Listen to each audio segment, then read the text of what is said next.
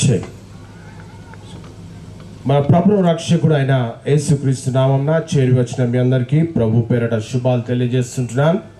అదే రీతిగా వివిధ మండలాల నుండి వచ్చినటువంటి విశ్వాసులందరికీ, ముఖ్యంగా యూసిపిఏ పాస్టర్స్ అసోసియేషన్ మెదక్ వారందరికీ కూడా ప్రత్యేకమైనటువంటి శుభాలు తెలియజేస్తుంటున్నాను.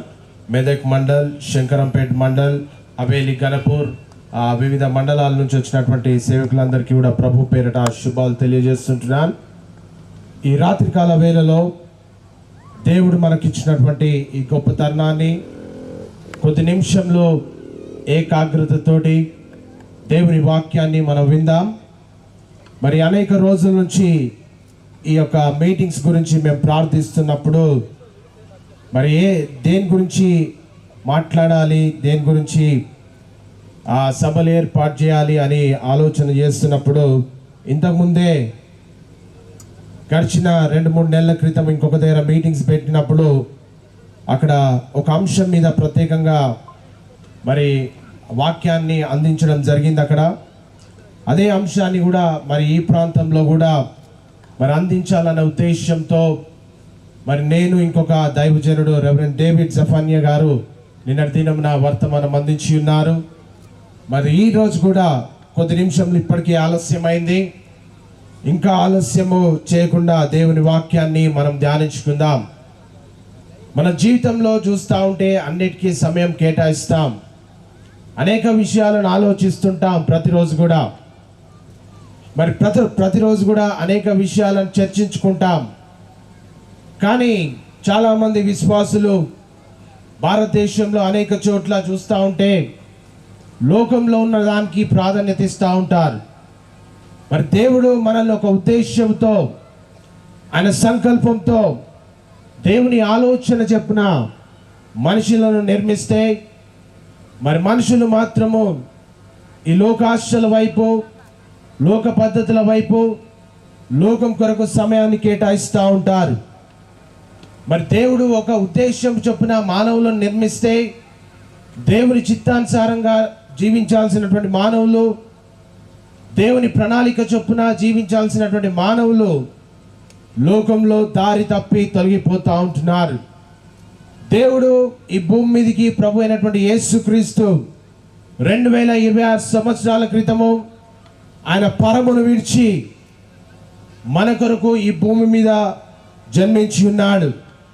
సర్వలోక మానవాళి అందరినీ కూడా దేవుడున్న స్థానానికి, ఆయన ఉన్న స్థానానికి తీసుకెళ్లాలనే సంకల్పంతో మరి యేసుక్రీస్తు 2026 సంవత్సరాల క్రితము తండ్రి ప్రణాళికలో భాగంగా మరి ఆయన తండ్రి భూమి మీదకి పంపించడం మనం చూస్తూ ఉంటాం, మనకు తెలిసిన విషయమే. అయితే దేవుని యొక్క లేఖన భాగాల్లో మనం చూసినట్లయితే హెబ్రీయులకు రాసిన పత్రిక 10వ అధ్యాయం 31వ వచనంలో చూస్తే అపోస్తలుడైన పౌలు గారు మరి ఇక్కడ రాయబడి ఉన్నటువంటి అంశంలో మనం చూసినట్లయితే మరి 10వ అధ్యాయం 37వ వచనంలో ఇక కాలము బహు కొంచెముగా ఉంది అని వాక్యంలో హెచ్చరిస్తూ ఉంటున్నాడు. వచ్చుచున్నవాడు ఆలస్యము చేయకవచ్చునని మరి లేఖన భాగాల్లో చెప్పడం చూస్తూ ఉంటున్నాం. ఇదే వచనాన్ని పాత నిబంధన గ్రంథంలో మరి హబకుకు 2వ అధ్యాయం 3వ వచనంలో నుండి మరి అపోస్తలుడైన పౌలు గారు మరి విశ్వాసులను స్థిరంగా ఉండమని ప్రోత్సహిస్తూ మరి యొక్క హెబ్రీయులకు రాసిన పత్రికల్లో మనం చూస్తూ ఉంటున్నాం. మరి ఈ లోకంలో అనేక కష్టాలు, బాధలు, వేదనలు, ఇరుకులు, ఇబ్బందులు మానవ జాతిని ఇబ్బంది పెడుతున్నటువంటి తరుణంలో మానవులందరూ కూడా దేవుని సంకల్పం చొప్పున మానవులను దేవుడు ఏ ఉద్దేశం చేత మరి దేవుడు వారిని నిర్మించాడో మరి యేసుక్రీస్తు రాకడ నిశ్చయమని, ఆయన సరి అయిన సమయంలో ఖచ్చితంగా వస్తారని విశ్వాసులకు బలంగా మరి అపోస్తలుడైన పౌలు గారు ఈ యొక్క వచనంలో హెచ్చరించడం మనం చూస్తూ ఉంటున్నాం. మరి ఇదే పత్రికలో మనం చూసినట్లయితే హెబ్రీయులకు రాసిన పత్రిక 10వ అధ్యాయం 36వ వచనంలో మనం చూస్తే మీరు దేవుని చిత్తాన్ని నెరవేర్చిన వారై అని వాగ్దానము ఇక్కడ రాయబడింది. వాగ్దానము పొందు నిమిత్తం మీకు ఓరిమి అవసరత ఉందని మరి లేఖన భాగాలు చెప్తా ఉంటున్నాయి. ఇక్కడ చూసినట్లయితే మరి ఈ వచనానికి మనం చూస్తే దేవుని చిత్తాన్ని నెరవేర్చాలి. దేవుని చిత్తాన్ని ఏం నెరవేర్చాలి అంటే దేవుడు ఏ ఉద్దేశము చేత, ఏ ఆలోచన చేత, ఏ సంకల్పం చేత, ఏ ప్రణాళిక చెప్పున మానవులను నిర్మించాడు. దేవుని మహిమ చేత వారు నింపబడాలి, దేవుని పరిశుద్ధత చేత వారు నింపబడాలి, దేవుని నీతి చేత వారు నింపబడాలి. ఎందుకంటే ఆయన నీతిమంతుడు కనుక ఆయన నీతిని పొందుకోవాలి, ఆయన పరిశుద్ధతను పొందుకోవాలి, ఆయన పద్ధతి ప్రకారము మనం నిర్వచించాలని ఈ లేఖన భాగాల్లో మనం చూస్తూ ఉంటున్నాం. దేవుని చిత్తాన్ని ఎప్పుడు నెరవేరుస్తామంటే ఆయనలో ఉన్నటువంటి పరిశుద్ధతను మనము కలిగి మరి జీవించాలి. లోకంలో చూస్తే అనేకులు అనేక విషయాలకు ప్రాధాన్యత ఇస్తారు, అనేక విషయాల్లో మరి లోకంలో ఉన్న వాటిని అనుసరిస్తారు, పద్ధతులను అనుసరిస్తారు, పాపంలో కొట్టుమిట్టాడుతుంటారు. కానీ దేవుని వైపు ఎంతమంది చూస్తున్నారంటే మరి 0.1% కూడా మరి దేవుని వైపు చూడడం లేదు అని మనం మన కళ్ళ ముంగట అనేక సంఘటనలు మనం చూస్తూ ఉంటున్నాం.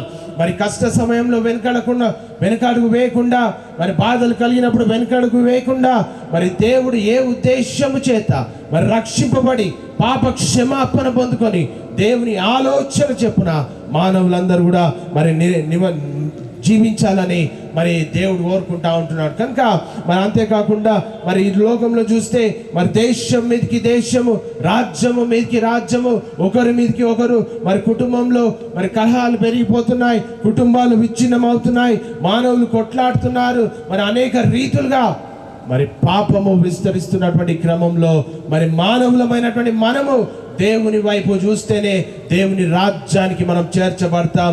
మరి ప్రేమ తగ్గిపోతా ఉంది, పాపం అధికమవుతా ఉంది.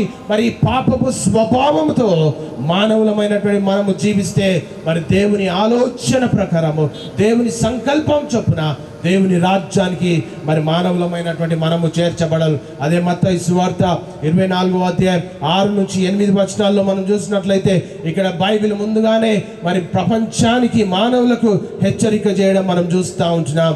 24వ అధ్యాయం 6 నుంచి 8 వచనాల్లో మనం చూస్తే, మరియు మీరు యుద్ధములను గూర్చి యుద్ధ సమాచారములను గూర్చి వినబోదురని బైబిల్ హెచ్చరిస్తూ ఉంది. మీరు కలవరపడడాన్ని బైబిల్ సెలవిస్తూ ఉంది.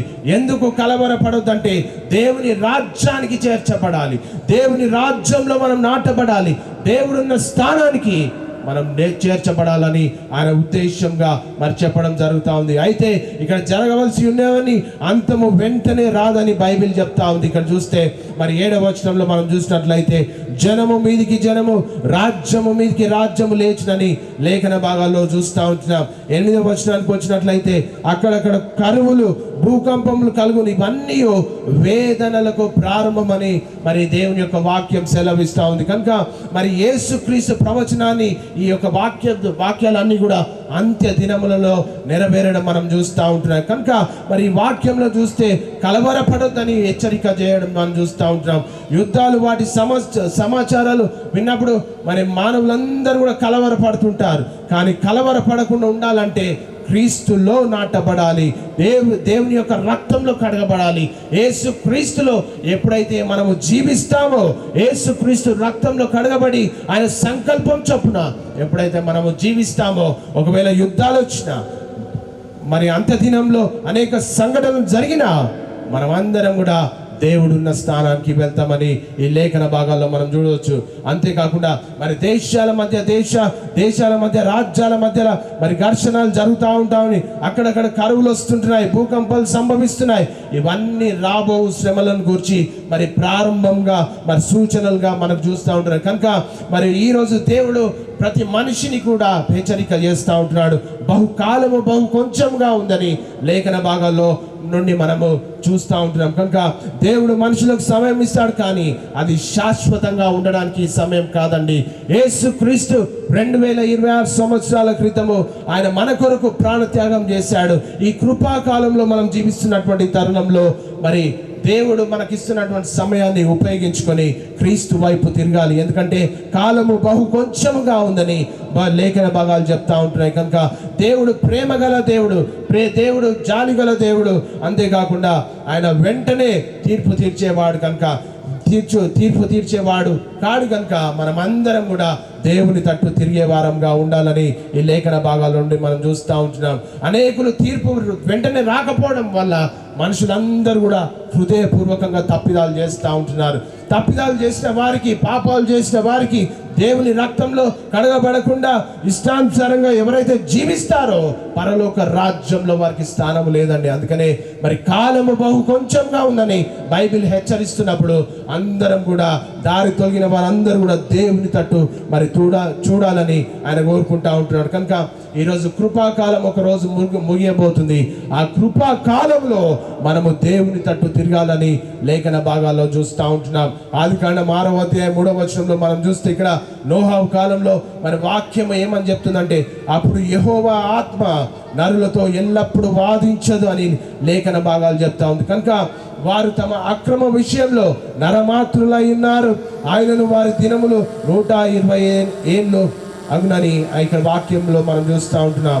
దేవుడు మానవ జాతికి ఇచ్చినటువంటి 120 సంవత్సరాల సమయం గురించి మరి బైబిల్ స్పష్టంగా వివరణ మరి చెప్పడం మనం చూస్తూ ఉంటున్నాం. కనుక మరి దేవుడు మానవ పాప స్వభావంపై తనకున్నటువంటి అసంతృప్తిని మరి వ్యక్తం చేయడం మనం చూస్తూ ఉంటున్నాం. కనుక మరి నోహా కాలంలో కూడా మరి దైవజనుడు మరి అనేక రకాలుగా దేవుని గురించి హెచ్చరిస్తున్నాడు, దేవుని గురించి బోధిస్తున్నాడు, పాపం గురించి బోధిస్తున్నాడు, పరిశుద్ధతను గురించి బోధిస్తున్నాడు, దేవుని యొక్క రక్షణ గురించి బోధిస్తున్నటువంటి తరుణంలో మరి అక్కడ ఉన్న వారందరూ కూడా లోకానుసారమైనటువంటి జీవితంలో జీవిస్తూ ఉంటున్నారు. పాపంలో మగ్గిపోయారు, లోకంలో కలిసిపోయారు, లోకాశల వైపు తిరుగుతున్నటువంటి తరుణంలో అనేకులు కూడా అక్రమమైనటువంటి మార్గంలో జీవిస్తూ ఉంటున్నారు. కనుక మరి ఇక్కడ మారు మనసు పొందడానికి దేవుడు వారికి 120 సంవత్సరాలు మరి సమయాన్ని కేటాయించడం, అవకాశాన్ని ఇవ్వడం మనం చూస్తూ ఉంటున్నాం. కనుక మరి ఈ 120 సంవత్సరాల గడువు మరి నోహా కాలంలో ప్రజలకు ఇవ్వడం మనం చూస్తూ ఉంటున్నాం. ఆ సమయంలోనే 120 సంవత్సరాలలో మరి నోవా గారు ఒక ఓడను తయారు చేయడం మనం చూస్తూ ఉంటున్నాం. దేవుని వాక్యాన్ని ప్రజలకు ప్రకటించాడు. భవిష్యత్తులో మా మనుషుల ఆయుష్కాలం 120 సంవత్సరాలకు పరిమితం చేయబడుతుందని దీని యొక్క అర్థంలో కూడా మనం చూడవచ్చు. అంతేకాకుండా మరి బైబిల్లో ఇంకా నోహా తర్వాత జీవించినటువంటి అబ్రహాం గారు 170 సంవత్సరాలు జీవించాడు, 180 సంవత్సరాలు ఇస్సాక్ గారు జీవించారు. అంతేకాకుండా మరి యాకోబు గారు 147 సంవత్సరాలు మరి జీవించడం మనం చూస్తూ ఉంటాం. కనుక మరి ఈ వ్యక్తిగత ఆయురార్థం కంటే భూమి మీద మానవాళి యొక్క మనుగడ విధించినటువంటి ఒక స్పష్టమైనటువంటి ఖచ్చితమైనటువంటి కాలాన్ని సూచించడం మనం చూస్తూ ఉంటున్నాం. కనుక మరి మనిషి ఎన్ని సంవత్సరాలు జీవిస్తాడో తెలియదు, కానీ మరి ఒక సమయం వస్తుంది, ఆ సమయంలో దేవుని తట్టు తిరగాల్సినటువంటి ఆ సమయము త్వరలో రాబోతుంది. అందుకనే బైబిల్ హెచ్చరిస్తూ ఉంది ఏంటంటే కాలము బహు కొంచెముగా ఉంది.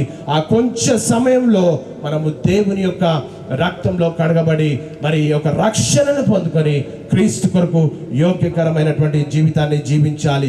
నోవాహు ప్రకటించినటువంటి సందేశంలో మనం చూస్తే మరి పాపాన్ని విడిచిపెట్టాలని ప్రకటించాడు, పాపాన్ని ఖండించాడు. ఎందుకు పాపాన్ని ఖండించాడు, ఎందుకు పాపాన్ని విడిచిపెట్టమని చెప్పారంటే దేవుని రాజ్యంలో మరి పాపానికి స్థానం లేదు. ఈరోజు మానవ జాతి అంతా కూడా లోకంలో ఇష్టానుసారమైనటువంటి జీవితంలో మరి కొట్టుమిట్టాడుతూ ఉంటున్నారు. లోకంలో త్రాగుడుకు సమయం ఇస్తున్నారు, వ్యసనాలకు సమయం ఇస్తుంటున్నారు, అనేక చెడు కార్యాలకు మరి సమయం ఇస్తున్నటువంటి తరుణంలో ఈరోజు రాత్రికాల సమయంలో దేవుడు ఒక పిలుపునిస్తూ ఉంటున్నాడు. ఈరోజు నీ పాత రోత జీవితాన్ని విడిచిపెట్టి క్రీస్తు వైపు తిరగాలి. నోవా కాలంలో దేవుని వైపు తిరగాలని ప్రకటన చేశారు, మరి తీర్పు రాబోతుంది అని ప్రకటన చేశారు. కానీ మానవులందరూ కూడా తమ యొక్క ప్రయోజనాల కొరకు, లేకపోతే సొంత కార్యాలకు, లేకపోతే వారి ఇష్టానుసారమైనటువంటి జీవితానికి మరి ప్రాధాన్యత ఇవ్వడం మనం చూస్తూ ఉంటున్నాం. ఈ రాత్రికాల వేళలో కూడా మరి దేవుడు హెచ్చరిస్తూ ఉంటున్నాడు, నీ జీవితంలో నువ్వు దేనికి ప్రాధాన్యత ఇస్తూ ఉంటున్నావు? నీ జీవితంలో నీ సొంత కార్యాలకు ప్రాధాన్యత ఇస్తున్నావా? నీ జీవితంలో పాపానికి ప్రాధాన్యత ఇస్తున్నావా? లేకపోతే నీ జీవితంలో వ్యసనాలకు ప్రాధాన్యత ఇస్తున్నావా?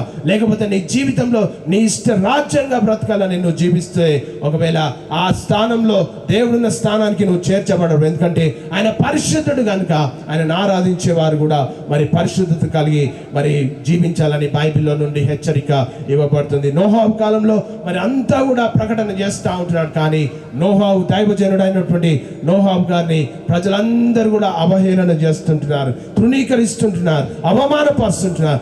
ఎవ్వరు కూడా ఆయన మాటను లక్ష్య పెట్టలేదు. ఈ రాత్రికాల సమయంలో నీ జీవితంలో మరి వాక్యము విరివిగా విత్తబడుతుంది. ప్రపంచమంతా కూడా వాక్య వాక్యము విరివిగా విత్తబడుతున్నటువంటి క్రమంలో మరి దేవుని వాక్యాన్ని తిరస్కరించేవారు, అవహేళన చేసేవారు ఎంతో మంది ఉంటున్నారు. కానీ మరి నోహు కాలంలో నోహు మాట ఎవరు కూడా వినలేదు. వర్షం మొదలైంది, సమయం ఆసన్నమైంది, ఓడ ద్వారం మూయబడింది, కనుక అవకాశము ముగించబడింది. ఈరోజు దేవుని సన్నిధిలో మరి దేవుని యొక్క సేవకునిగా హెచ్చరిక చేస్తూ ఉంటున్నాం. మరి ఈ రక్షణ సువార్త సభలు ఎందుకొరకంటే ఏ ఒక్క వ్యక్తి కూడా నశించిపోకుండా దేవుని రాజ్యానికి మరి చేర్చబడాలనే సంకల్పంతో, ఉద్దేశంతో ఈ యొక్క సభలు నిర్వహిస్తూ ఉంటున్నాం. కనుక నీ జీవితంలో పాపాన్ని నిర్లక్ష్యం చేస్తున్నావేమో, నీ జీవితంలో లోకంలో ఉన్న ఆశలకు నువ్వు ప్రాధాన్యత ఇస్తున్నావేమో. బైబిల్ చెప్తుంది లోకము దాని ఆశ గతించిపోతుంది, కానీ దేవుని చిత్తాన్ని ఎవరైతే నెరవేరుస్తారో వారు మాత్రమే నిరంతరం నిలుస్తారంట. ఆ నిరంతరమున్న స్థానానికి మనము చేర్చబడాలి అని ఆశపడితే పాప జీవితాన్ని విడిచిపెట్టి క్రీస్తు కొరకు యోగ్యకరమైనటువంటి జీవితాన్ని జీవించాలని మరి లేఖన భాగాలు మనకు నేర్పిస్తూ ఉంటున్నాయి. కనుక ఈ రాత్రికాల సమయంలో మరి యేసు క్రీస్తు రానై ఉన్నాడు. ఆయన రాకడ నిజమైందిగా మనం చూస్తూ ఉంటున్నాం. మరి చాలా మంది కూడా మనం చూస్తే యేసు రాకడను ఒక కథగా భావిస్తారు. యేసు నిజంగానే వస్తాడా? మరి బైబిల్ స్పష్టంగా చెప్తుంది ఆయన తప్పకుండా వస్తాడని లేఖన భాగాలు చెప్తుంది. యోహాను సువార్త 14వ అధ్యాయం 3వ వచనంలో చూస్తే బైబిల్ ఏమని చెప్తుందంటే, నేను వెళ్ళి మీకు స్థలము సిద్ధపరిచిన ఎడల నేనుండు స్థలములో మీరును ఉండులాగున మరలా వచ్చి నా యొద్ద నుండి మిమ్మల్ని తీసుకొని పోతాని బైబిల్ స్పష్టంగా హెచ్చరించడం మనం చూస్తూ ఉంటున్నాం. యేసుక్రీస్తు తన శిష్యులకు ఇచ్చినటువంటి గొప్ప నిరీక్షణ, ఓదార్పునిచ్చే వాగ్దానంగా ఈ లేఖన భాగాలు చెప్తా ఉంటున్నాయి. కనుక పరలోకం మన కోసము మరి నిజంగా నివాసంగా దేవుడు స్థిరపరిచి ఉంటున్నాడు. ఆయన సిద్ధపరిచాడు. ఆ సిద్ధపరిచినటువంటి స్థలానికి మనము వెళ్ళాలంటే సిద్ధపడ్డ వధువు సంఘంగా మనం ఉన్నప్పుడు మాత్రమే ఆయన ఉన్న స్థానానికి వెళ్తాం. ఈ రాత్రికాల సమయంలో నువ్వు వాక్యం వింటున్నావు, కానీ దేవుని ప్రేమిస్తున్నావా? నువ్వు చర్చికి వెళ్తున్నావో లేదో నాకు తెలియదు, కానీ దేవుని వాక్య ప్రకారము నువ్వు జీవిస్తే ఆయన ఉండు స్థానానికి మనం వెళ్తాం. కనుక తాను తిరిగి వచ్చి తనతో పాటు శాశ్వతమైనటువంటి కాలము ఆయనతో పాటు యుగ యుగంలో ఉండడానికి, మనల్ని తీసుకువెళ్ళడానికి ఆయన రాబోతుంటున్నాడు. ఈ వాక్యంలో మరి ఆత్మీయ సత్యాన్ని మనం చూస్తే యేసు తన మరణం, పునరుద్ధానం ద్వారా మరియు ఆరోహణం ద్వారా మరి మనకు పరలోక ప్రవేశాన్ని నివాస స్థలంగా ఆయన అనుగ్రహిస్తారు. కానీ మరి తిరిగి వచ్చుడంటే మరి ఆయన రెండవ రాకడలో విశ్వాసులందరినీ కూడా మహిమలోకి చేర్చుకోవడానికి, వ్యక్తిగతంగా మరి ఆయన మనుషులందరినీ కూడా ఆయన తీసుకెళ్ళడానికి ఆయన రానై ఉంటున్నాడు. అయితే ఆయన వచ్చే సమయానికి నీ ఆత్మ సిద్ధంగా ఉందా? ఆయన వచ్చే సమయానికి నిన్ను సిద్ధంగా ఉన్నావని నిన్ను నువ్వు పరీక్షించుకోవాలి. ఎందుకంటే మరి నేనున్న స్థలములో మీరును ఉండులాగున అని వాక్యం సెలవిస్తుంది. కనుక ఆయనున్న స్థానము పరలోక రాజ్యం. ఈ రాత్రికాల వేళలో పరలోక రాజ్యానికి విశ్వాసులు వెళ్ళాలి అంటే పరిశుద్ధత కలిగి జీవించాలి. క్రీస్తు ఒక నిజమైనటువంటి ఒక నీతిని ప్రపంచానికి చూపించాడు. క్రీస్తు ఒక సత్యాన్ని ప్రపంచానికి చూపించాడు. క్రీస్తు ఒక యథార్థతను ప్రపంచానికి చూపించాడు. ఆయనను పోలి మానవులందరూ కూడా జీవించినప్పుడు మాత్రమే ఆయన ఉండే స్థానానికి వెళ్తాం. క్రీస్తును సాదృశ్యంగా తీసుకొని, క్రీస్తును ఒక మన జీవితంలో అన్వయించుకొని, క్రీస్తును పోలి మనము ప్రపంచానికి మనం చూపిస్తున్నామా? క్రీస్తు వలె మనం జీవిస్తున్నామా? క్రీస్తు వలె జీవించినప్పుడు మాత్రమే ఆ నీతి, పరిశుద్ధత, యథార్థత కలిగి మనం జీవించినప్పుడు మాత్రమే ఆయనుండు స్థానానికి మనం వెళ్తాం. కనుక నేనుండు స్థానానికి మీరును ఉండులాగున ఈ మాటల ద్వారా క్రీస్తు మనకు చెప్తా ఉంటుంది ఏంటంటే పర్మనెంట్ ప్లేస్, ఒక స్థానానికి మనం వెళ్ళాలి. కనుక యేసు మొదటిసారిగా శిశువుగా మరి జన్మించాడు, శిశువుగా వచ్చాడు, కానీ రెండవసారి మహిమ గల రాజుగా మన మధ్యకు రాబోతుంటున్నాడు. కనుక ప్రకటన గ్రంథంలో మరి ఇక్కడ రాయబడి ఉంది ఏంటంటే 1వ అధ్యాయం 7వ వచనంలో చూస్తే ఆయన ఏమని ఇక్కడ రాయబడి ఉన్నటువంటి మాటను కనుక మనం క్షుణ్ణంగా పరిశీలన చేసినట్లయితే ఇక్కడ వాక్యం ఏమనుందంటే, ఇదిగో ఆయన మేఘారుడై వచ్చుచున్నాడు, ప్రతి నేత్రము ఆయనను చూచును, ఆయనను పొడిచిన వారిని చూచెదరు, భూజనులందరూ ఆయనను చూచి రొమ్ము కొట్టుకొందురు అని ఇక్కడ రాయబడి ఉంది. కనుక ఈ వచనం ద్వారా అపోస్తలుడైనటువంటి మరి యోహాను మానవాళికి ఒక గొప్ప గొప్ప హెచ్చరిక మరియు దైవిక సత్యాన్ని బోధించడం మనం చూస్తూ ఉంటున్నాం. కనుక యేసుక్రీస్తు మొదటిసారి మరి దీన స్థితిలో ఒక మనిషిగా జన్మించాడు. రెండవ రాకడలో ఆయన ఆకాశ మేఘాల మీద అపారమైనటువంటి మహిమతో రాబోతుంటున్నాడు. ఆ మహిమలోకి మనం చేర్చబడాలంటే క్రీస్తును పోలి మనము జీవించాలని ఆయన కోరుకుంటా ఉంటున్నాడు. ఆయనున్న స్థానంలో మనము చేర్చబడాలంటే నీతి పరిశుద్ధత లేకుండా మనం ఆయన ఉన్న స్థానానికి మనం చేర్చబడలేము. ఆయన రానాయి ఉన్నాడు. ఆ సమయంలో నువ్వు సిద్ధంగా ఉండాలి. ఆ సమయంలో మరి వచ్చే సమయంలో ఇక్కడ వాక్యం ఏం చెప్తుందంటే మరి భూజనులందరూ ఆయనను చూచి రొమ్ము కొట్టుకుంటారంట. సిద్ధపడకపోతే రొమ్ము కొట్టుకోవాలి. సిద్ధపడకపోతే మనం విడిచిపెట్టబడతాం. సిద్ధపడకపోతే మనము నరకానికి వెళ్తాం. కనుక ఆయనను స్థానానికి వెళ్ళాలంటే ఆయనను పోలి మనం జీవించాలని లేఖన భాగాల్లో మనం చూస్తుంటున్నాం. ఆనాడు సిలువ వేసినప్పుడు కూడా ఆయన ప్రక్కలో బల్లెం పొడిచిన వారందరూ సైనికులు, ఆయన అవహేళన చేసిన వారందరూ కూడా ఆయన రాకడను చూస్తారని యోహాను సువార్త 19:37 మరి వాక్యం సెలవిస్తూ ఉంది. కనుక అంతేకాకుండా క్రీస్తును రక్షకుడుగా అంగీకరించిన వారికి ఆ దినము తీర్పు మరియు భయంతో కూడినదిగా ఉంటుంది. కనుక వారి పాపములను బట్టి మరి తీవ్ర దుఃఖంతో రోదనతో రొమ్ము కొట్టుకుంటారని మనకు అర్థం అవుతుంది. కనుక ఆయన రాకడ రహస్యం కాదు, బలహీనతతో కాదు, కానీ అధికారంతో మహిమతో రాబోతుంది. అయితే ఈ రాత్రికాల సమయంలో ప్రశ్న, దేవుడు వస్తే నీవు సిద్ధంగా ఉన్నావా? ఈ రక్షణ సువార్త సభలలో నీ ఆత్మ సిద్ధంగా ఉందా? ఒకవేళ సిద్ధంగా లేకపోతే క్రీస్తు వైపు తిరగాలని ఈ లేఖన భాగాలు చెప్తా ఉంటున్నాయి. కనుక మరి ప్రపంచంలో జరుగుతున్నటువంటి సూచనలు యేసుక్రీస్తు రాకడను మరి తెలియజేయడం మనం చూస్తూ ఉంటున్నాం. కనుక అంతేకాకుండా బైబిల్ చెప్తా ఉంది ఏంటంటే లూకా సువార్త 21:27-28 మనం చూస్తే, అప్పుడు మనుష్య కుమారుడు ప్రభావంతోను మహామహిమతోను మేఘారుడై వచ్చుట చూచుతురు. ఇవి జరుగునారంభించినప్పుడు మీరు ధైర్యం తెచ్చుకొని తల ఎత్తుకొని మీకు విడుదల సమీపించుచున్నదని మరి లేఖన భాగాలు చెప్తా ఉంటున్నాయి. కనుక మానవ జాతిని రక్షించడానికి ఆయన గొప్ప ప్రభావంతో మరి మహిమతో మేఘాల మీద దిగి వస్తారని మరి లేఖన భాగాలు చెప్తా ఉన్నాయి. కనుక ఈ దృశ్యాన్ని అందరూ కూడా చూస్తారని బైబిల్ లేఖన భాగాలు చెప్తా ఉంది. 28 మనం చూస్తే, ప్రపంచంలో ఈరోజు భయానక పరిస్థితులు, కష్టాలు ప్రారంభమైనప్పుడు భయపడకుండా విశ్వాసంతో ధైర్యంగా ఉండాలని ఈ లేఖన భాగాలు వచనం చెప్తా ఉంది. కనుక ఎందుకంటే మనల్ని విడిపించడానికి దేవుడు మరి విడుదల సమయం, రక్షణ సమయం మరి సమీపించిందని లేఖన భాగాలు చెప్తా ఉంది. కనుక ఈరోజు ప్రపంచాన్ని మనం చూసినట్లయితే ప్రపంచంలో అలజడులు, ప్రకృతి విపత్తులు జరుగుతూ ఉంటున్నాయి, అన్యోన్య మరణాలు వస్తూ ఉంటున్నాయి, ప్రజలందరూ కూడా మరి భయాందోళనలకు గురవుతూ ఉంటున్నారు. ఈ రాత్రికాల సమయంలో నీ జీవితంలో భయం ఉందేమో, నీ జీవితంలో పాపం ఉందేమో, నీ జీవితంలో అవినీతి ఉందేమో, నీ జీవితంలో దేవునికి ఇష్టం లేని ఏది ఉన్నా దాన్ని విడిచిపెట్టాలని ఈ సందర్భంగా నేను చెప్తా ఉంటున్నాను. కనుక మరి నీతి లేమి, మరి పరిశుద్ధత లేకుండా అనేకులు కూడా మరి జీవిస్తూ ఉంటారు. ప్రజలకు శాంతి లేదు, సమాధానం లేదు, కుటుంబంలో అల్లర్లు, మరి త్రాగుడు, మన అనేక భయంకరమైనటువంటి స్థితిలో మానవులందరూ కూడా కొట్టుమిట్టాడుతున్నారు. అయితే దేవుడు రాబోతున్నాడు. ఎవరి కొరకు రాబోతున్నారంటే నీతివంతమైనటువంటి జీవితాన్ని ఎవరు జీవిస్తారో వారి కొరకు రాబోతున్నాడు. ఈరోజు దేవునికి ప్రీతికరంగా ఉందా నీ జీవితము?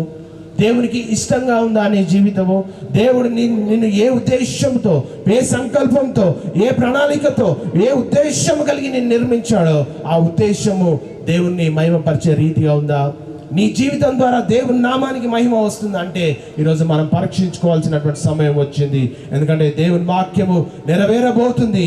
మరి వాక్యంలో చూస్తే మరి లోతు దినంలో లూకా సువార్త మరి 17:28-30 ఇక్కడ వాక్యం ఏం చెప్తుందంటే, మరి లోతు దినములలో జరుగునట్టు జరుగును.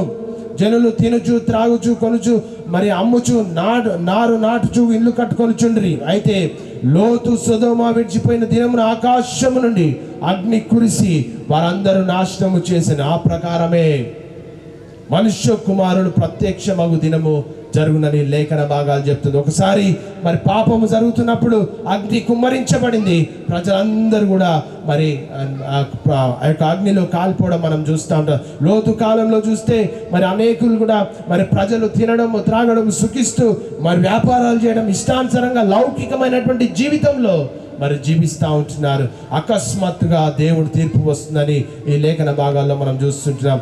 లోతు కాలంలో మరి ప్రజలు దేవుని ఉగ్రతను పట్టించుకోకుండా మరి తన దైనందిన జీవితాల్లో మరి తినడం త్రాగడం సుఖిస్తూ ఇష్టానుసారంగా మరి జీవితాలు జీవిస్తున్నటువంటి తరుణంలో మరి లోతు సుధమ విడిచిపెట్టే రోజు ఆకాశం నుండి అగ్ని గంధకాలు కురిసి మరి అక్కడ ఉన్న వారందరినీ కూడా మరి నాశనం చేయడం చూస్తూ ఉంటాం. కానీ మరి యేసు రాకడ సూచన అదే విధంగా మనుష్య కుమారుడు యేసు క్రీస్తు ప్రత్యక్షమయ్యే రోజు కూడా ఊహించని రీతిలో ఆరోగ్యగానే మరి రాబోతుంది. సిద్ధపడని వారికి తీర్పు ఆకస్మికంగా వస్తుందని లేఖన బాగా హెచ్చరిస్తూ ఉంటున్నాం. సుధములో ప్రజలందరూ కూడా పాపంలో జీవించారు.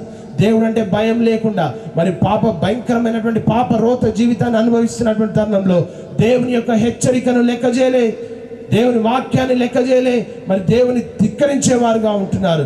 లోక సుఖాలలో మునిగిపోయారు. కానీ ఒకరోజు అగ్ని పడింది, లోతు బయటికి వచ్చాడు, లోతు రక్షింపబడ్డాడు. మరి అంతేకాకుండా ఇక్కడ వాక్యంలో చూస్తే సిద్ధపడని వారు నశించిపోయారు, ఒక్కడు మాత్రమే మరి బయటపడ్డాడు. ఈ రోజు కూడా దేవుని వాక్యం హెచ్చరిస్తుంది, నువ్వు పాపం కలిగి దేవునికి ఇష్టం లేకుండా అయిష్టంగా నువ్వు జీవిస్తున్నట్లయితే ఈరోజు నీ రాత్రి దేవుడు నీకు అవకాశం ఇస్తుంటున్నాడు. దేవుని కొరకు ఒక నీతి, సత్యము, యథార్థత కలిగి ఎప్పుడైతే జీవిస్తామో అప్పుడు దేవుని రాజ్యానికి మనం చేర్చబడతాం. కానీ అంతేకాకుండా మరి ఇక్కడ వాక్యంలో మనం చూసినట్లయితే మరి దేవుని యొక్క రాకడ ఆలస్యం అవుతుంది కనుక, ఎందుకంటే ప్రతి ఒక్క బిడ్డ కూడా నశించిపోకుండా ఉండకుండా దేవుని రాజ్యానికి చేర్చబడాలి. ఈరోజు దేవుడున్న స్థానానికి నువ్వు వెళ్ళాలంటే ఆయనను కలిగి మనం జీవించాలి. మరి ఆలస్యం ప్రమాదకరం. చాలా మంది అంటుంటారు, మరి నేను తర్వాత ప్రార్థిస్తా, మరి పాస్టర్లు బోధిస్తూ ఉంటారు, నేను తర్వాత వస్తా చర్చిని నిర్లక్ష్యం చేస్తారు, దేవుని వాక్యాన్ని నిర్లక్ష్యం చేస్తారు. మరి వాక్యాలు అనేక చోట్ల పెద్ద పెద్ద బహిరంగ సభలు దేవుని వాక్యాన్ని బోధించే దైవజనులు అందరూ కూడా ప్రపంచంలో బోధిస్తున్నారు. కానీ ఎవరు ఎంతమంది దేవుని వాక్య ప్రకారం జీవిస్తుంటున్నారు? మరి దేవుని వాక్యాన్ని నిర్లక్ష్యం చేస్తుంటారు. మరి తర్వాత దేవుని దగ్గరికి వస్తా, లేకపోతే తర్వాత దేవుని అనుసరిస్తా అని చెప్పేవారు చాలా మంది ఉంటారు. కనుక వాక్యం ఏం చెప్తుందంటే కాలము బహు కొంచెముగా ఉంది. ఆ కొంచెము సమయంలో నువ్వు రక్షింపబడి దేవుని కొరకు నీతివంతమైనటువంటి మరి జీవితంలో మరి జీవించాలని వాక్యము చెప్తా ఉంది. కనుక రేపు సమయం లేదండి. వాక్యం ఏం చెప్తుందంటే 2 కొరింథీయులకు రాసిన పత్రిక 6వ అధ్యాయం 3వ వచనంలో చూస్తే ఇక్కడ వాక్యం ఏమని చెప్తుందంటే, మరి 2 కొరింథీయులకు రాసిన పత్రిక 6వ అధ్యాయం 3వ వచనంలో చూస్తే, ఇదిగో ఇప్పుడే మిక్కిలి అనుకూలమైన సమయము, ఇదే రక్షణ దినం అని వాక్యం సెలవిస్తుంది. కనుక దేవుని కృపను అంగీకరించడానికి, రక్షణను పొందడానికి రేపటి వరకు మనం వేచి చూడాల్సిన అవసరం లేదు. ఈ రాత్రి దేవుని కొరకు సిద్ధపరచబడాలి.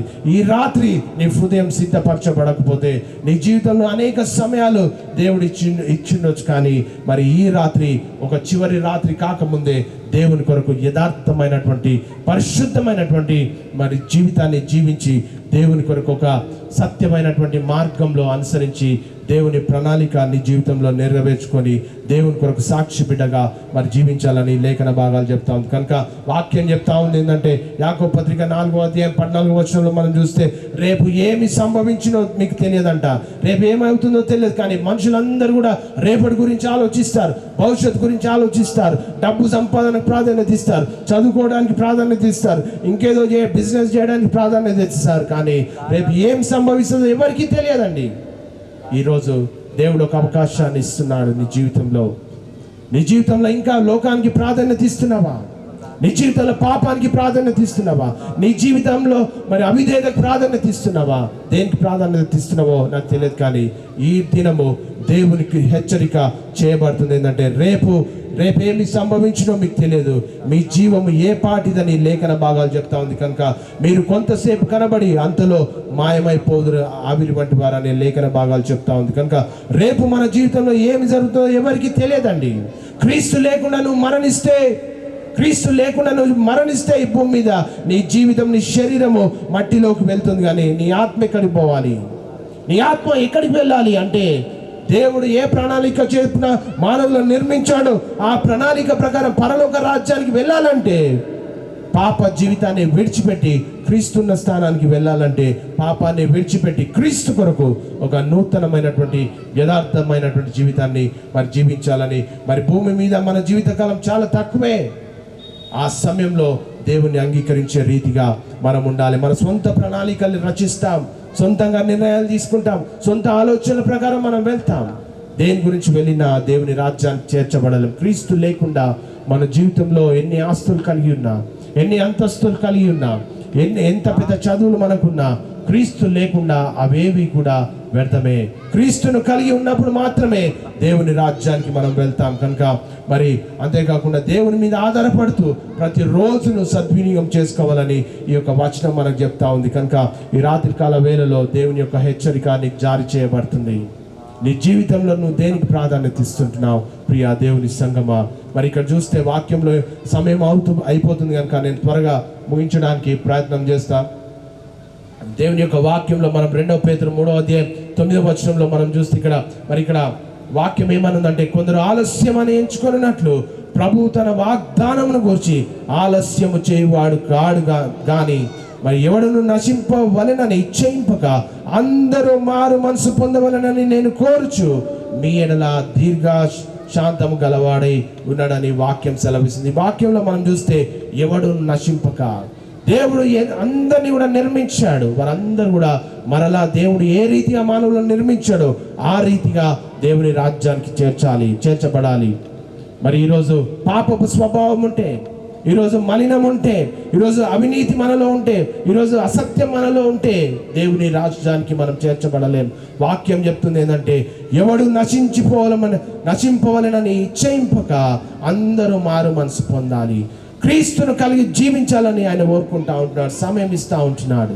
ఆ సమయాన్ని నువ్వు సద్వినియోగం చేసుకోగలుగుతావా? ఈ రాత్రి దేవుడు నీకు ఇస్తున్నటువంటి సమయాన్ని నువ్వు ఉపయోగించుకొని క్రీస్తు కొరకు మరి ఒక యోగ్యకరమైనటువంటి జీవితాన్ని జీవించాలని ఆయన కోరుకుంటున్నాడు. దేవుని యొక్క అపారమైన ప్రేమను, మానవ జాతి పట్ల ఆయనకున్న ఓర్పును తెలియజేస్తా ఉంది ఈ యొక్క కృపాకాలం. దేవుడు ఎవరికి నష్టం కలగాలని కోరుకోడు, కానీ ప్రతి ఒక్కరు కూడా మారు మనసు పొందుకొని తప్పులు తెలుసుకొని క్రీస్తు కొరకు యోగ్యకరమైనటువంటి జీవితాన్ని జీవించాలని ఆయన కోరుకుంటా ఉంటున్నాడు. మారు మనసు పొందాలి. దేని నుండి మారు మనసు పొందాలి? రక్షణ పొందాలి. ఆయన ఎంతో సహనంతో ఎదురు చూస్తూ ఉంటున్నాడు. ఈ రాత్రికాల సమయంలో దేవునికి దూరమైనటువంటి జీవితంలో నువ్వు జీవిస్తే ఈ రాత్రి నీ రాత్రిగా దేవుడు మార్చబోతున్నాడు. నీ జీవితాన్ని దేవునికి అప్పగిస్తే నీ భవిష్యత్తును దేవుడు తీర్చిదిద్దబోతుంటున్నాడు. మరి అంతేకాకుండా మరి దేవుని ప్రణాళికలో, దేవుని ఉద్దేశంలో ఎవ్వరు కూడా నశించిపోవడము ఆయన సంకల్పం కాదు. అందరూ కూడా రక్షింపబడాలన్నది ఆయన సంకల్పమై ఉందని లేఖన భాగాలు చెప్తా ఉంది. అందుకనే దేవుడు ఈ రోజు వరకు కూడా మన జీవితంలో ఒక అవకాశాన్ని ఇస్తూ ఉంటున్నాడు. ఈరోజు మనం అందరం బ్రతికి ఉన్నామంటే ఆయన మన జీవితంలో కృపను విస్తరింపజేస్తూ ఉంటున్నాడు. కానీ మనమే ఇంకా దేవునికి వ్యతిరేకంగా, ఇంకా మనం దేవునికి దూరంగా, ఇంకా పాపాన్ని ప్రేమిస్తూ, ఇంకా త్రాగుడును ప్రేమిస్తూ, ఇంకా చెడు అలవాట్లను ప్రేమిస్తూ, ఇంకా పాప రోత జీవితాన్ని ప్రేమిస్తూ, ఇంకా లోకాన్నే ప్రేమిస్తే నిరంతరం ఉండే స్థానానికి మనం ఎన్నడూ కూడా మనం చేర్చబడలేమండి ఈ రాత్రికాల సమయంలో. అందుకనే దేవుడు ఆలస్యం మరి ఇక్కడ వాక్యం చెప్తుంది ఏంటంటే, ఈ సందేశము మీరు వింటున్నటువంటి మీరు దేవుని తట్టు తిరిగినట్లయితే ఆయన కృప నీ జీవితంలో మరి ఎన్నటికీ కూడా వ్యర్థం కాకుండా ఉండదండి. సిద్ధపడిన వారికి మహిమ ప్రవేశంలో మనం చేర్చబడతాం. అందుకనే ఇక్కడ దేవుడు వచ్చే స్థానంలో మనం ఉండాలి అంటే మన వాక్యంలో మనం చూసినట్లయితే ఇక్కడ ఇంకొక చివరి వచనం చదువుకొని మనం ముగించుకుందాం. అపోస్తుల కార్యం 3వ అధ్యాయం 19 నుంచి 20 వరకు మనం చదువుకుందాం. ఇక్కడ అపోస్తుల కార్యం 3వ అధ్యాయం 19 నుంచి 20 వరకు మనం చదువుకుందాం. ప్రభు సముఖము నుండి విశ్రాంతి కాలంలో వచ్చినట్లు మీ కొరకు నియమించిన క్రీస్తు యేసును ఆయన పంపునట్లు మీ పాపములు తుడిచివేయబడు నిమిత్తము మారు మనసు పొంది తిరుగుడని లేఖన భాగాలు చెప్తా ఉంది. మారు మనసు అంటే కేవలం బాధపడడం కాదండి, పాపపు మార్గాన్ని విడిచిపెట్టడం.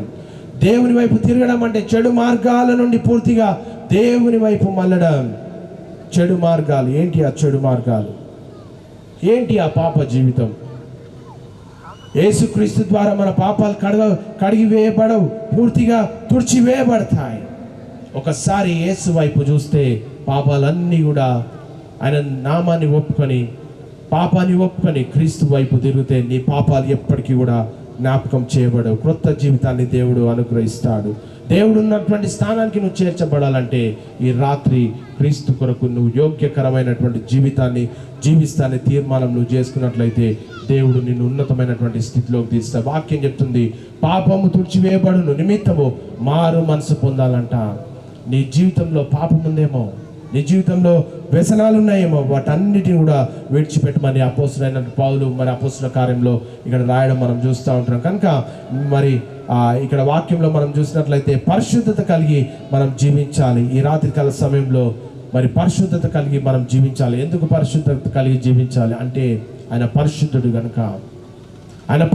కనుక మనమును కూడా మారు మనసు పొంది పరిశుద్ధత కలిగి జీవించాలని లేఖన భాగాలు చెప్తా ఉన్నాయి. కనుక సమస్తమును పునరుద్ధరించడానికి యేసుక్రీస్తు తిరిగి వస్తాడనే నిరీక్షణ మరి మనకు లభించేటట్లు ఆయన వాగ్దానము మన జీవితంలో నెరవేరబోతుంది. సిద్ధపడినటువంటి వధువు సంఘంగా మనం ఉన్నప్పుడు మాత్రమే దేవుని రాజ్యానికి మనం చేర్చబడతాం. కనుక ఈ యొక్క రాత్రికాల సమయంలో మనం ఒక తీర్మానం తీసుకొని దేవుని తట్టు తిరిగే వారంగా ఉండాలి. అందరం 2 నిమిషాలు తలలు వంచి దేవుని వైపు మన హృదయాన్ని దేవుని వైపు తిరిగి మరి మన హృదయంలో దేవుని ఇష్టం లేని ఏది మనలో ఉన్నా వాటన్నిటిని కూడా విడిచిపెట్టి క్రీస్తు కొరకు ఒక యోగ్యకరమైనటువంటి జీవితాన్ని జీవించాలని ఆయన ఆశిస్తూ ఉంటున్నాడు. దేవుడు ఏ ప్రణాళిక చొప్పున నిర్మించాడో ఆ ప్రణాళికలోకి నువ్వు రావాలి అంటే ఈ రాత్రికాల సమయంలో నీ పాపాన్ని విడిచిపెట్టాలి, నీ వ్యసనాలను విడిచిపెట్టాలి, పాప రోత జీవితాన్ని విడిచిపెట్టి దేవుని కొరకు యోగ్యకరంగా జీవించాలనే తీర్మానం తీసుకోవాలి. యేసుక్రీస్తును పూర్తిగా అంగీకరించాలి. ఆదివారం మాత్రమే కాదు, బయట మాత్రమే కాదు, హృదయపూర్వకంగా ఆయన కొరకు ఒక యోగ్యకరమైనటువంటి నీతివంతమైనటువంటి జీవితాన్ని జీవించాలని ఆశపడుతూ ఉంటున్నాడు. ఏ ఒక్క వ్యక్తి కూడా నశించిపోవడం ఆయనకి ఇష్టం లేదండి. మనల్ని పిలిచిన వాడు పరిశుద్ధుడైన ప్రకారము మనమును కూడా సమస్త ప్రవర్తన యందు పరిశుద్ధులంగా ఉండాలని ఆయన హెచ్చరిస్తూ ఉంటున్నాడు. ఈ రాత్రికాల సమయంలో నీ జీవితంలో పాపముందా? నీ జీవితంలో చెడుందా? నీ జీవితంలో లోకాన్ని ప్రేమిస్తున్నావా? దాన్ని విడిచిపెట్టాలి. ఎందుకంటే ఆయన రాబోతున్నాడు. ఆయన మనందరి కొరకు ఒక రోజు రాబోతున్నాడు. సమయం రాబోతుంది. సిద్ధపడ్డావా? ఇక కాలం బహు కొంచెముగా ఉంది. దేవుడు త్వరగా రాబోతున్నాడు. ఆలస్యం చేయకవచ్చునని బైబిల్ చెప్తుంది. ఇంకా నువ్వు దేనికి ప్రాధాన్యత ఇస్తున్నావు? ఈ రాత్రికాల సమయంలో ఈరోజు గతించిపోతే నీ జీవితంలో రేపు ఉండకపోవచ్చు. నువ్వు డబ్బును ప్రేమిస్తున్నావా? లోకాన్ని ప్రేమిస్తున్నావా? పాపాన్ని ప్రేమిస్తున్నావా? లేకపోతే ఇంకా నీకు ఇష్టమైన అన్ని కూడా ప్రేమిస్తూ దేవుని పక్కకు పెట్టావా? అవేవి కూడా దేవుడున్న స్థానానికి తీసుకెళ్ళవండి. నీ జీవితంలో క్రీస్తును కలిగి ఉన్నప్పుడు మాత్రమే ఆయన ఉన్న స్థానానికి మనము వెళ్ళగలుగుతాం. దేవుని చిత్తాన్ని నెరవేర్చిన వారమైతే దేవుడున్న స్థానానికి మనం వెళ్తాం. దేవుని చిత్తంను నెరవేర్చిన వారమై వాగ్దానం పొందు నిమిత్తము ఓర్మి అవసరమై ఉందని వాక్యం చెప్తుంది. కష్ట సమయాల్లో వెనుకడుగు వేయకుండా ప్రభువు రాకడ కొరకు సిద్ధపడాలి. శ్రమల గుండా వెళ్తున్న క్రైస్తవులకు క్రీస్తు రాకడ అనేది ఒక పెద్ద ఆదరణ, నిరీక్షణ. క్రీస్తు రాకడ కొరకు సిద్ధపడాలి. విశ్వాసంలో స్థిరంగా కొనసాగాలి. వాక్యము మనల్ని బలపరుస్తుంది. నువ్వు క్రీస్తు దగ్గరికి వస్తే ఈరోజు ప్రపంచంలో అనేక అలజడులు జరుగుతూ ఉన్నాయి. దేశం మీదకి దేశం లేస్తా ఉంది. యుద్ధాలు, వ్యాధులు పెరిగిపోతున్నాయి. కుటుంబాలు విరిగిపోతున్నాయి. ప్రేమ తగ్గిపోతుంది. పాపం అధికమవుతున్నటువంటి వేళలు ఇవన్నీ ఒక యాదృచ్ఛిక సంఘటనలు కావండి.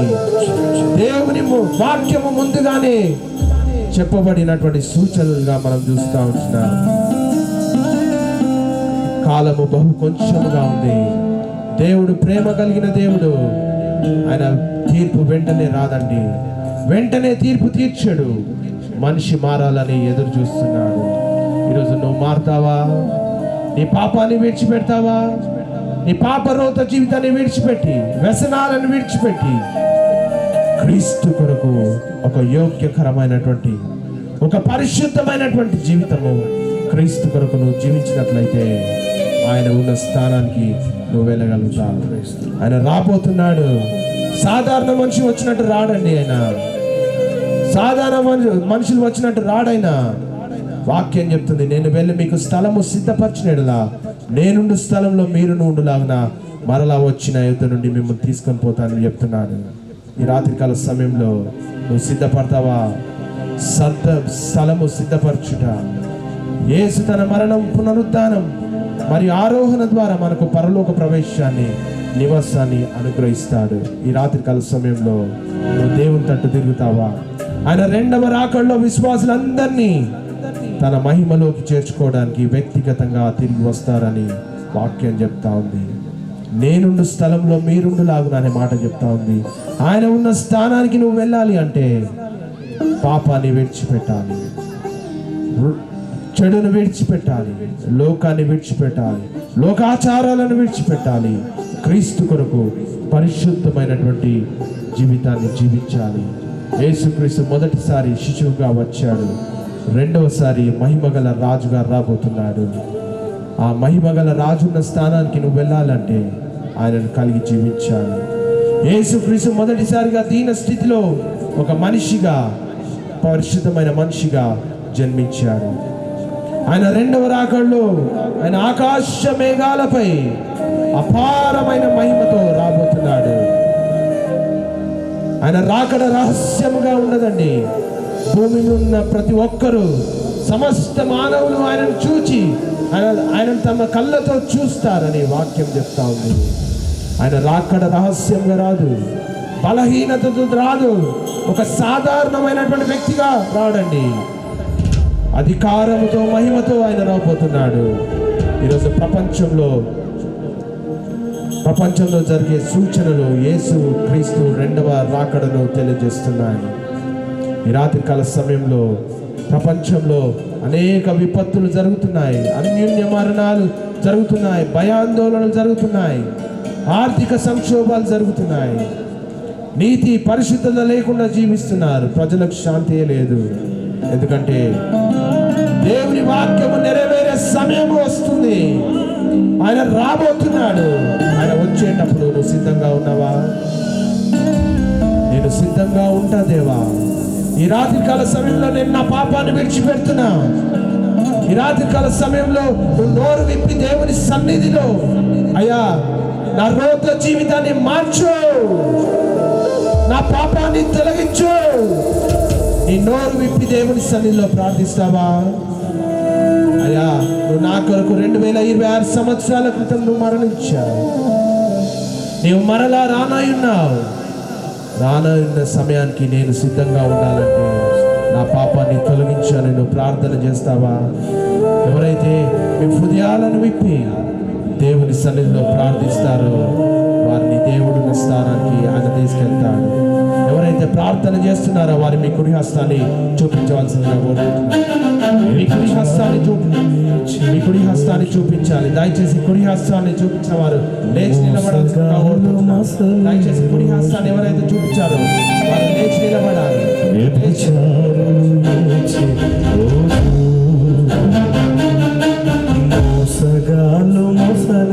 రోజు అబద్ధికులు అరచే రోజు, దొంగలంత దొరికే రోజు, అబద్ధికులు అరిచే రోజు,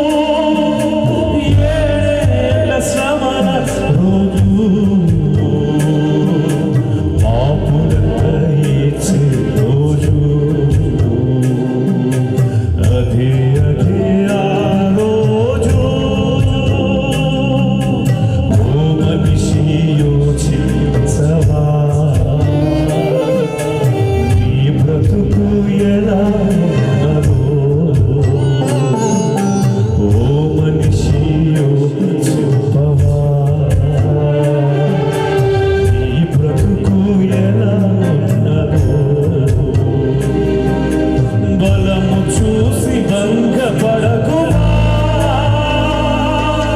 ధనము చూసి దగపడకుమా, ధనము చూసి భంగపడకుమా, ధనము చూసి దగపడకుమా. ఆ రోజు శ్రమ నుండి తప్పించే నాథుడు లేడు అయ్యా, ఆ రోజు శ్రమ నుండి తప్పించే నాథుడు లేడు. పిల్ల జాడ తల్లికి లేక,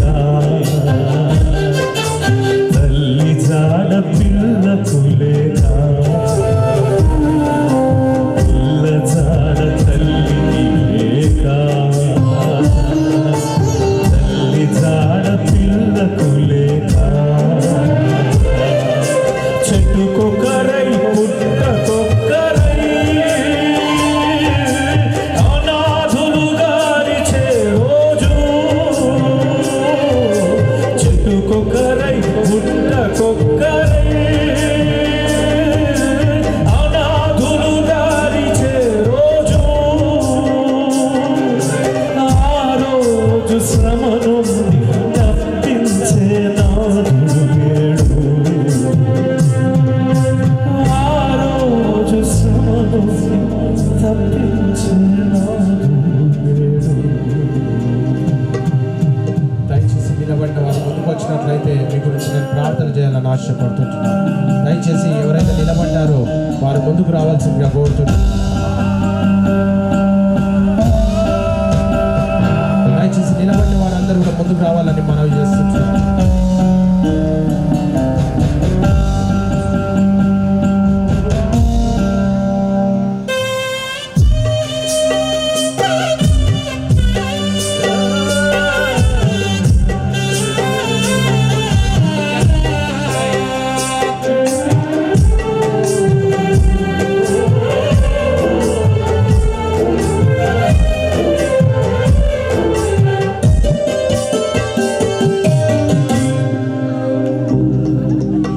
ఓ మనిషియో చెప్పవా,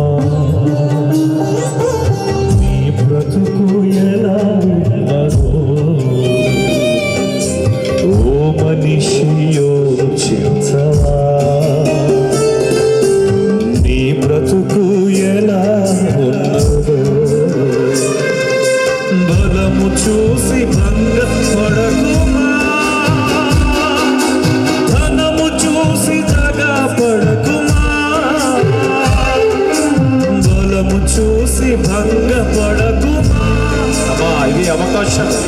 ధనము చూసి దగపడకుమా. యేసయ్య మనకిచ్చే మంచి అవకాశం. ఆ రోజు శ్రమ నుండి తప్పించే నాథుడు లేడు. ఈ అవకాశాన్ని వినియోగించుకోండి. ఆ రోజు శ్రమ నుండి తప్పించే నాథుడు లేడు. వచ్చిన వారందరూ కూడా మీ కుడి హస్తాన్ని పైకి చూపించాల్సిందిగా కోరుతుంటున్నాను. రోమీలకు రాసిన పత్రిక 10వ అధ్యాయం 9వ వచనంలో బైబిల్ సెలవిస్తుంది, అదేమనగా యేసు ప్రభు అని నీ నోటితో ఒప్పుకొని దేవుడు మృతులలో నుండి ఆయనను లేపినని నీ హృదయమందు విశ్వసించినట్లా నీవు రక్షింపబడదు అని లేఖన భాగాలు చెప్తా ఉంది. అందరు కూడా మీ హృదయాన్ని విప్పి దేవుని సన్నిధిలో ప్రార్థిస్తాం. అయా, ఇన్ని రోజులు నేను నీకు దూరంగా జీవించాను, ఇన్ని రోజులు నీకు వ్యతిరేకంగా బ్రతికాను, ఇన్ని రోజులు నా ఇష్టానుసారంగా నేను జీవించాను, ఇన్ని రోజులు నాకు ఇష్టం వచ్చిన రీతిగా నీకు దూరంగా నేను జీవించాను తండ్రి. అయ్యా, నువ్వు రాబోతున్న సమయానికి నేను సిద్ధంగా ఉండాలి. ఈరోజు నన్ను రక్షించు ప్రభువా. నా పాపాలన్నీ కూడా నీ ప్రశస్తమైన రక్తంలో కడిగి వేసినందుకు వందనాలు ప్రభువా. అయ్యా, మీరు నా కొరకు మీరు ప్రాణత్యాగం చేశారు నన్ను పరముకు చేర్చడానికి. ఆ సత్యాన్ని నేను తెలుసుకున్నాను ప్రభువా. ఈ రోజు నుండి నీ కొరకు యోగ్యకరమైనటువంటి జీవితాన్ని జీవిస్తూ నీతి పరిశుద్ధతను కలిగి నేను జీవిస్తూ మరి అనేకులకు సాక్షి బిడ్డగా నేను జీవిస్తూ మరి అంతం వరకు సహించి నీకు ఉన్న స్థానానికి నేను కూడా రావడానికి నేను సిద్ధపడుతూ ఉంటాను తండ్రి. యేసుక్రీస్తు నామంలో అడిగి వేడుకుంటున్నాం మా తండ్రి. Amen, amen, amen. Thank you అండి. అందరు మీరు వెళ్ళి కూర్చోవలసిందిగా మనవి చేస్తుంటారు.